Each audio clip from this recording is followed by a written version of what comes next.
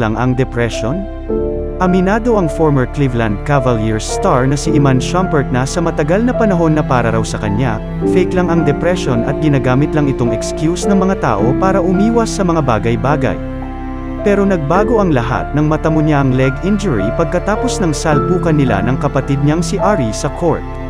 Dumating daw siya sa punto na pakiramdam niya ay hindi nagagaling ang binti niya at sa buong panahong to ay wala siyang kahit anong magawa. At kahit daw sabihin sa kanya ng mga tao na walang nagiging epekto sa kanya.